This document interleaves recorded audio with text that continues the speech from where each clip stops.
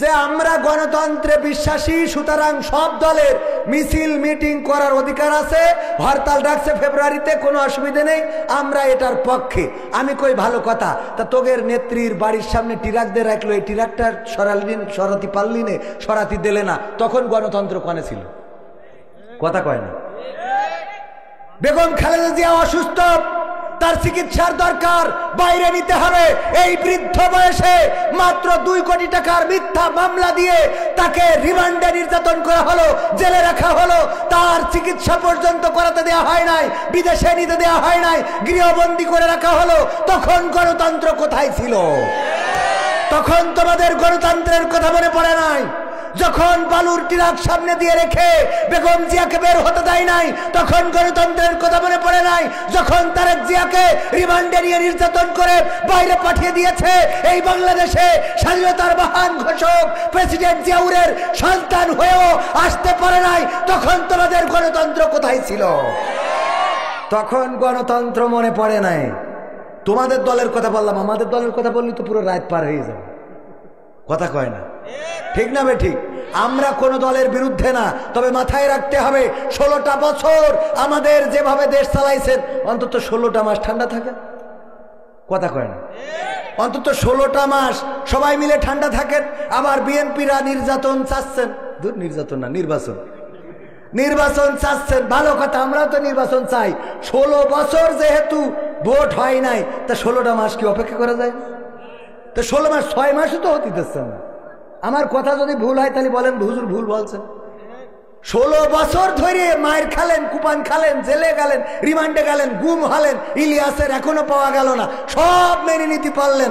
আর এখন ডক্টর ইউনূস আসার পরে 16 মাস তো দূরের কথা, 6টা মাসও তো পার হতে দিচ্ছেন না। খালি এই করি দাও, ওই করি দাও, এই করি দাও, তা করি দাও, এত করে দিতে হবে কেন? এক একদিন এক এক লিগ যেই দাঁড়াচ্ছে। এখন আবার পুলিশ লিগ যেইতে আন্দোলন করতেছে, আমরা চাকরি ফেরত চাই। তোকে তো চাকরি দেওয়া হবে, তোরা বাড়িতে চলে গেলি কেন? কথা কয় না? 5 তারিখে তোরা থানায় আসিস নি কেন? 6 তারিখতে তোদের থানায় পাওয়া যায়নি কেন? নিশ্চয় কোনো অপরাধ ছিল। অপরাধ না থাকলে থানা ছাড়লি কেন? থানা ছাড়িছিস, চাকরি চলে গেছে, এখন আবার কান্দিস কেন? এই কোটারে সব ধরি ফাঁসিতে ঝুলাইতে হবে। সিরিয়ায় যেমন আসাদের পক্ষের যারা, তাদের যেমন ধরছে আর ফাঁসি দিচ্ছে, ওইভাবে কিছু ধরে ডাইরেক্ট টাঙাই দিতে হবে। কারণ রাজনীতি অনেকেই করেনি, রাজনীতির অপব্যবহার করেছে, আছে না নাই? পুলিশের দায়িত্ব জনগণের নিরাপত্তা দেওয়া। ওরা গুলি করি বলে যে স্যার যেইটারে মারি ওইটাই মারে, আর একটা মরে না, কইছে না কয় নাই? তো তুমি পুলিশ, তোমার দায়িত্ব জনগণের জানমাল রক্ষা করা। তুমি হয়ে গেছো জনগণের বুকের উপরে আমার শান্ত মুগ্ধ ইয়ামিন ইয়াকিন, তাদের শুধু গুলি করো নাই, অমানুষের মতো ট্যাঙ্ক থেকে ফেলে দিয়েছো, তারে এমন ভাবে ফেলেছো, একটা মানুষ, একটা ছাগল গরু এভাবে ফেলে না। হ্যাঁ, এগুলো এত তাড়াতাড়ি ভুলে গেলে হবে? আমি আওয়ামী লীগের বিপক্ষে বলছি না, বিএনপির পক্ষে বলছি না, জামাতের পক্ষে বলছি না, আমি শুধুমাত্র আপনার বিবেকের কাছে বলছি যে এত কিছু আপনারা করেছেন। ছাত্র শহীদ করেছেন 1,500-এর উপরে, আহত 30,000-এর উপরে, হাত হারিয়েছে, পা হারিয়েছে, চোখ হারিয়েছে, কান হারিয়েছে, হেলিকপ্টার থেকে গুলি করেছেন। আর আপনি এক্ষুনি মাস পার হতে পারল না, ফেব্রুয়ারিতে হরতাল রাখিছেন। হরতাল এর আগে 16 বছর কারো করতে দিয়েছেন? কথা কয় না? হ্যাঁ হ্যাঁ, এই এলাকায়ও শহীদ হয়েছে তো জাহিদ নামের একজন। এই যে মানুষগুলো মারা গেল, ভাই কিছুদিন ঠান্ডা থাকেন। অনেকেই বলে গায়ে যদি গু লাগে তাহলে কিছু কাদা মাখতে হয়, এটা বোঝেন কিনা? গায়ে যদি গু লাগে কি মাখতে হয়? কাদা মাখতে হয়, যাতে গুড় গন্ধটা চলে যায়। তো যেহেতু গায়ে গু লেগেছে, অন্তত কাদা মেখে কিছুদিন থাকে। কি তাল শুরু করেছে, আল্লাহ হেদায়েত নসিব করুন।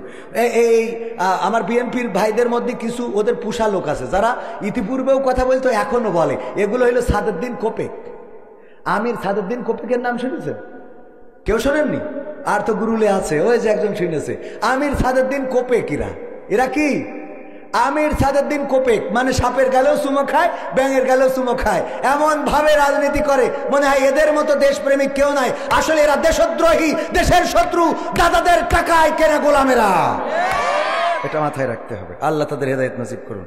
খাওয়ার জন্য মালয়েশিয়া থেকে দেশে এসেছে ডক্টর মিজানুর রহমান আজহারি, বলেছেন বিএনপি নেত্রী পাপিয়া। আচ্ছা, কদিন খাওয়ার জন্য এসেছে? আজহারি ভাইয়ের কি মালয়েশিয়ায় খাওয়ার অভাব ছিল?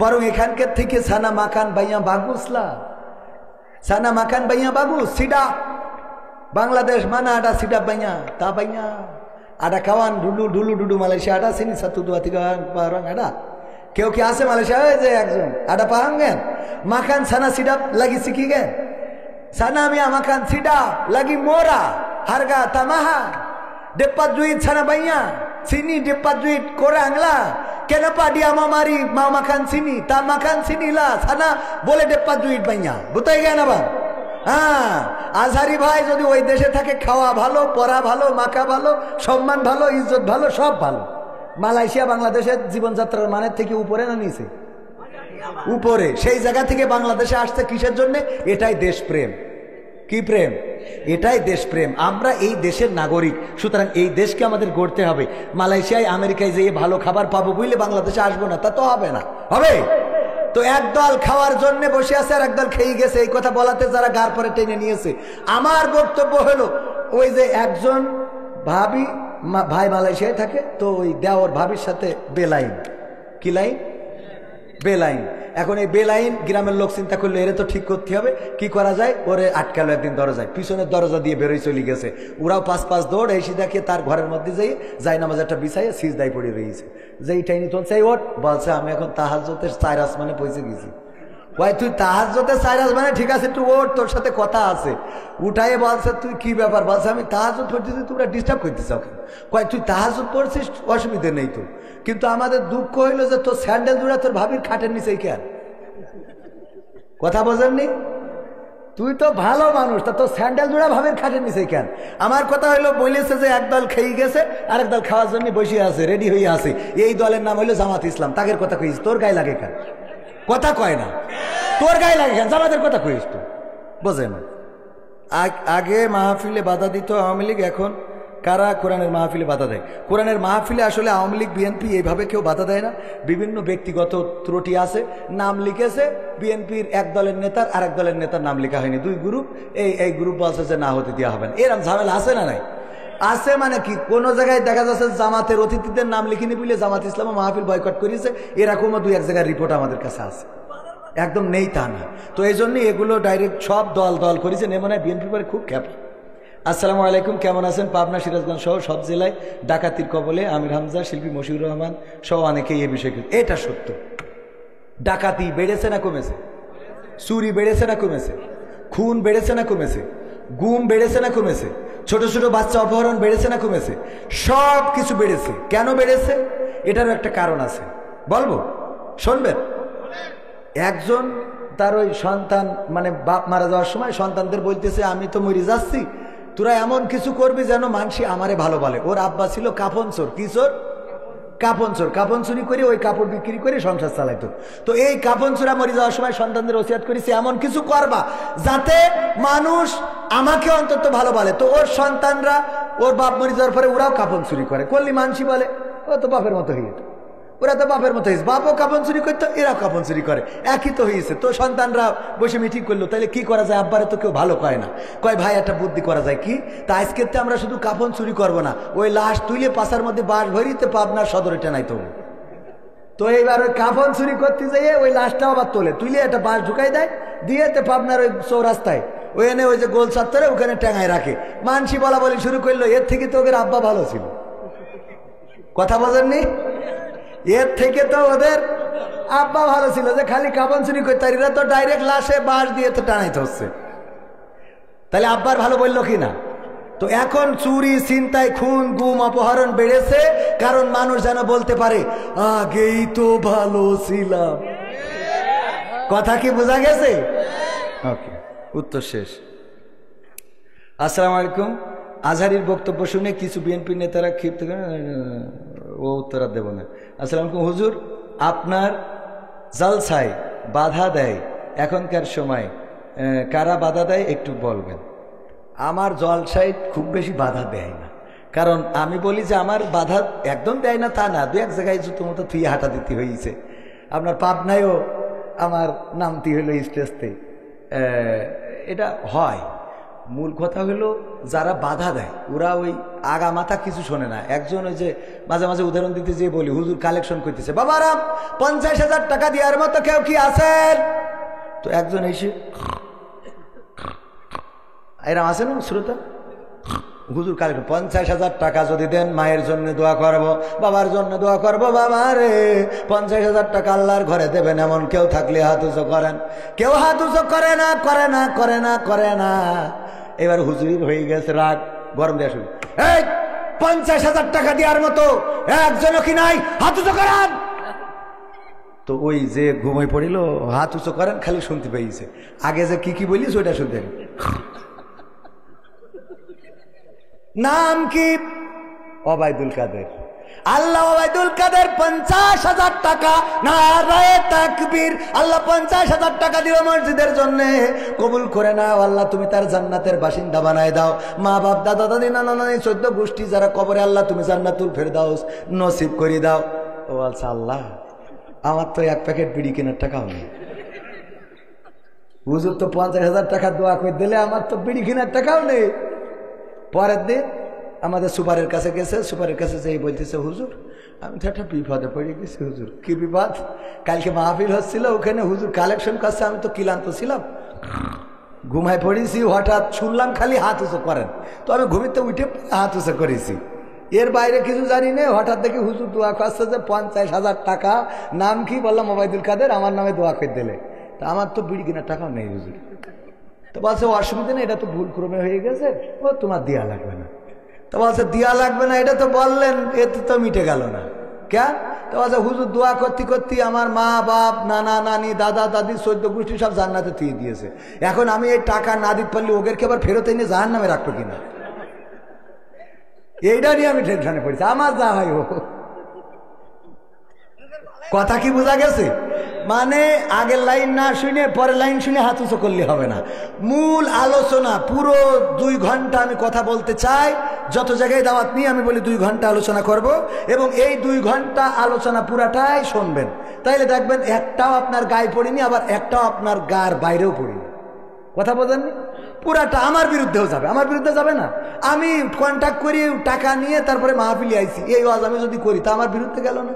প্রথমেই তো আমার বিরুদ্ধে দিয়ে ওয়াজ করেছি যে এখানে আমি আইছি টাকার জন্য, খাওয়ার জন্য, আপনারা আইছেন আল্লাহর জন্য। বলেছি না আমার বিরুদ্ধে? কথা কয় না, মনে আছে কিনা আপনাদের? তার মানে হক কথা বললি সেটা আমারও বিরুদ্ধে যাবে। আমরা বুঝি না, আমার বিরুদ্ধে আমি কথা বলি। হ্যাঁ হুজুর গজল খান। তো টাইম শেষ। আজকে আমার আলোচনা যেভাবে আপনারা বলিলেন সেভাবে কি আলোচনা হয়েছে? কোনো রকম সাইড সুইট মারিনি। কিন্তু এখন এই গজল, এই যে একটা বাবারে, আজ এখানে আসার পরে আমি শুনলাম যে এখানে আলোচনা করতে হয়, শুধু ওয়াজ করতে হয়। তো ওয়াজের আমি যেটা করতে চাইলাম, সূরা বাকারার 28 নম্বর আয়াত তেলাওয়াত করেছি, মনে আছে আপনাদের? এইটার পরে একটু আলোচনা করতে চাইছিলাম, কিন্তু দেখছি যে ঘড়িতে সে আমার তো টাইম পার হয়ে 12টায় শেষ করার কথা, 12:30 বেজে গেল। এতে কখন টাইম চলে গেল টেরও পাইনি। তো যাই হোক, আপনাদের ভালো লেগেছে, আপনাদের আন্তরিকতা ভালো লেগেছে, মহব্বত ভালো লেগেছে, মা বোনেরা আছে পর্দার অন্তরালে, সবাইকে ইসলামের জন্য ভালোবাসি। একটা গজল অন্তত শোনায় নাকি? হ্যাঁ, প্রবাসীর গজল, ওইটা তো মেলা লম্বা, চিন্তা করব। কিন্তু তার আগে কোরআন নিয়ে একটা সঙ্গীত শোনাই। আমরা কোরআন শুনতে আসিছি, কোরআন নিয়ে একটা সঙ্গীত শোনাই। কোরআনের সাথে যারা করবে দ্বন্দ্ব, তাদের সাথে কবু হবে না আপোষ। হবে? সে বিএনপির হইলে, আমলিগির, জামাতের, জাসদের, হেফাজতের, চরমনার, আল্লাহর, আটরশির, ফুরফুরার, যার পক্ষের হোক না কেন, কোরআনের সাথে দ্বন্দ্ব করলে তার সাথে আপোষ হবে। কোরআনের সাথে যারা করবে দ্বন্দ্ব, তাদের সাথে কবু হবে না আপোষ। জেল জুলুম হলেও হবে, জেল জুলুম হলেও হবে, বিবেকের কাছে তবু রব নির্দোষ। আমার রবের কাছে রব নির্দোষ, মহান প্রভুর কাছে রব নির্দোষ। কোরআনের সাথে যারা করবে দ্বন্দ্ব, তাদের সাথে কবু হবে না, কথা কয় না, হবে না আপোষ। কোরআনের কথা যারা বলে যায় আজ, তাদের দমাতে কত ফন্দি, কাউকে ধরে নিয়ে দিয়েছে ফাঁসি, কাউকে রেখেছিল বন্দি। কোরআনের কথা যারা বলে যায় আজ, তাদের দমাতে কত ফন্দি, কাউকে ধরে নিয়ে দিয়েছে ফাঁসি, কাউকে রেখেছিল বন্দি। হক কথা বললেই জ্বলে জায়গা, কোরআনের কথা সইতে পারে না। হক কথা বললেই জ্বলে জায়গা, কোরআনের কথা সইতে পারে না। জানি না তাদের আমাদের পরে কেন এত আক্রোশ। জেল জুলুম হলেও হবে, জেল জুলুম হলেও হবে, বিবেকের কাছে তবু রব নির্দোষ। আমার রবের কাছে রব নির্দোষ, মহান প্রভুর কাছে রব নির্দোষ। কোরআনের সাথে যারা করবে দ্বন্দ্ব, তাদের সাথে কবু হবে না। কোরআনের কথায় আজ বলতে গেলে আসছে বাধা কত ভাবে। কোরআন প্রেমিকেরা হাতে রেখে হাত সামনে এগিয়ে যাবে। দিনের কথায় আজ বলতে গেলে আসছে বাধা কত ভাবে। কোরআন প্রেমিকেরা হাতে রেখে হাত সামনে এগিয়ে যাবে। হক কথা বলতে করি না কো ভয়, জীবনের বিনিময়ে আনবো বিজয়। হক কথা বলতে করি না কো ভয়, জীবনের বিনিময়ে আনবো বিজয়। বুকে আছে শক্তি, অন্তরে আছে সাহস। সাহস আছে?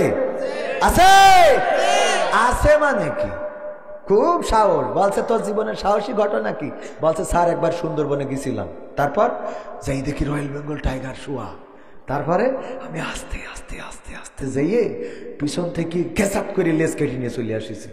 তো বলছে এই তো সাহসী ঘটনা? বলছে স্যার রয়্যাল বেঙ্গল টাইগারের লেজ কেটে আনা আপনি কি মনে করেন? তা বলছে মাথা বাদ দিয়ে লেজ কাটলে কি দেখি? বলছে মাথায় এক সপ্তাহ আগে কিটা কেটে নিয়ে গেল। মাথা এই হইল ওর জীবনের সবচেয়ে বড় সাহসী ঘটনা। সহ্য না করি পারা যায়? আপনাদের মধ্যে এরম সাহস কি না? এর থেকে ভালো সাহস? ও যদি এত সাহস, জীবনের সাহসী ঘটনা যে এক সপ্তাহ আগে লেজকে মাথা কেটে নিয়ে গেছে, তাই আস্তে আস্তে গেছে। মাথা থাকলে ও বাড়ি আসলে ওর বউ কইতো তোর সে লুঙ্গি কো। ঠিক না বেঠে? এই হইলো আমাদের সাহসের অবস্থা। কোরআনের জন্য জীবন দেব, এরম আছে না নাই? আজকে আমি বলি 1952-তে আমরা রক্ত দিয়েছি বলেই ভাষা পেয়েছিলাম, 1971-এ রক্ত দিয়েছি বলে দেশ পেয়েছিলাম, 2024-এ রক্ত দিয়েছি বলে আমরা কথা বলার স্বাধীনতা পেয়েছি। আগামীতে যদি কোরআনের জন্য রক্ত লাগে, কোরআনের জন্য যদি জীবন লাগে, আমরা রক্ত দেব, জীবন দেব, শহীদ হব। রক্তের সাগরে সাঁতার কেটে কেটে একটি রক্তাক্ত বিপ্লবী কালেমার পতাকা বাংলার জমিনে উড়াতে রাজি কারা কারা দেখতে চায়?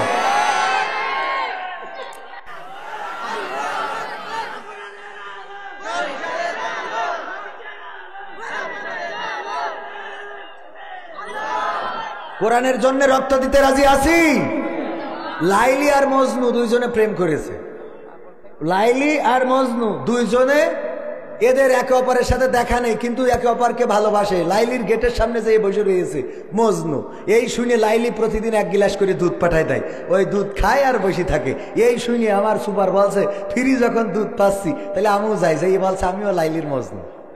আমার চাচা বলছে আমার বয়স হইয়াছে তো কি হইয়াছে, আমিও লাইলির ভালোবাসি। তো উনিও যেয়ে লাইলির ভালোবাসা। আমার ভাই ঢাকাতে এসে বলছে ফিরি যখন দুধ তা আমি লাইলির ভালোবাসি। তো এখন এইভাবে সব বস্তি বস্তি 1-150 হয়ে গেছে। লাইলির বান্ধবীরা বলছে এখন তো দুধ খাওয়াই পাচ্ছি না। কেন? তা আগে তো মজনু ছিল একটা, এখন তো 100টা। তো বলছে এত মজনু আমি কিতা করতাম, আমার তো লাগবে একটা। এই একটা এখন সব তো কয় আপনার মজনু। কয় আমার মজনু এর মধ্যে খাঁটি একজন আছে। কয় খাঁটি? এটা সবাই তো খাঁটি। কয় খাঁটি বাছাই করতে হবে। কি করে বাছাই করবো তা তো পারবো না। কয় বাছাই করার একটা রাস্তা আছে। আজকে গিলাস নিয়ে যাবা কিন্তু খালি, বালতি নিয়ে যাবা না, সাথে নিয়ে যাবা একটা কি ছুরি। কি নিয়ে যাবা? ছুরি। আর যে গিলাসে দুধ খাওয়া ওই গিলাসটা খালি নিয়ে যাইয়ে বলবা লাইলি তোমাদের কাছে 1 গিলাস রক্ত চাইছে। যাইয়ে সুপারের ধরিছে, সুপার বলছে আমার মাদ্রাসা চালাইতে হবে, আমি বাড়ি চলে যাচ্ছি। উনার ধরিছে বাচ্চা বুড়ো বয়সে যদি রক্ত দিই তাহলে তো আমার আবার রক্ত দিতে হবে। উনার তো এই বুড়ো বয়সে ঢাকায় যিনি উনার বলতেছে আমি রক্ত দেবো, তা ঢাকায় যাইতে হবে না, আমার কাজ করতে হবে। ভাইয়ের বললেছে বলছে আমি হুজুর মানুষ, মেয়ে মানুষের জন্য রক্ত দেওয়া জায়েজ নেই।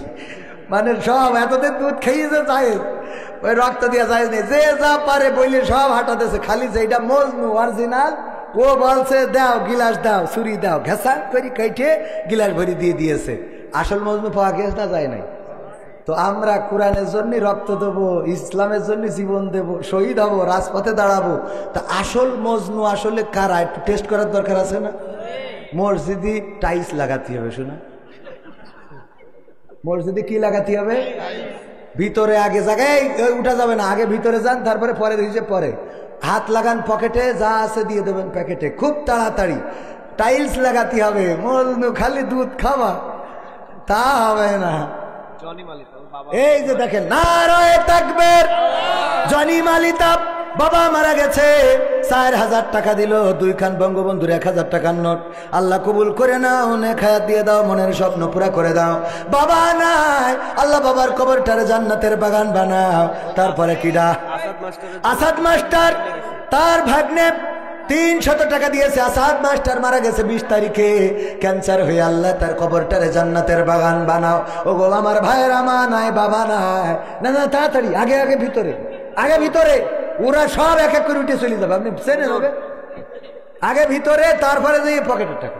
এই এই এই যুবক, আমাদের রক্তদান, রক্তদান তুচ্ছ নয়, রক্তদান বাঁচতে পারে একটি প্রাণ। স্বপ্ন সব ব্লাড ডোনার ক্লাব পাবনা মানবতার টানে গিয়ে এসেছে, 1020 টাকা দান করেছে। আল্লাহ দানকে কবুল করে নাও, নেক হায়াত দিয়ে দাও। নিজাম খান, নারায়ে তাকবীর, নিজাম খান 2000 টাকা। আল্লাহ দানকে কবুল করে। আমার একজন চাচা, আবার চাচা জান আপনজন যারা চিরজনমের মতো বিদায় নিয়েছে, আল্লাহ কবর জান্নাতের বাগান বানাও। এই উঠে যাচ্ছেন কেন? মসজিদের জন্য টাকা সালাম, এই হলো রাসূলের প্রতি ভালোবাসার নিদর্শন না? এসকে মৃধা, নারায়ে তাকবীর। আমার এসকে মৃধা সাহেব, আল্লাহ 10,000 টাকা করল দান, বাড়িয়ে দাও, সম্মান নেক হায়াত দিয়ে দাও, মনের স্বপ্ন পুরা করে দাও, পঞ্জনদের কবুল করে নাও। হায়াত মন্ডল 500 টাকা, আল্লাহ দানকে কবুল করো। যাদের মা নাই, বাবা নাই, আব্দুল আজিজ সাহেব 500-600-700 টাকা দান করেছে, আল্লাহ দানকে কবুল করে নাও। আর একজন আলহাজ আব্দুল সাত্তার সাহেব, ছেলে মারা গেছে, আল্লাহ পিতার কাঁধে সন্তানের লাশ, এর থেকে বড় বোঝা আর কি হতে পারে?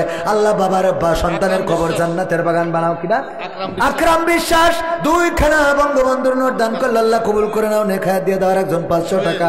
জুয়েল ভাই, নারায়ে তাকবীর, 2000 টাকা করল দান, আল্লাহ বাড়িয়ে দাও, সম্মান নেক হায়াত দিয়ে দাও, মনের স্বপ্ন পুরা করে দাও। ও গো আমার ভাইয়েরা, অনেকের মা নাই, বাবা নাই, দাদা নাই, দাদি নাই। একজন কিনা? আসাদ মাস্টারের ছোট ভাই 500 টাকা।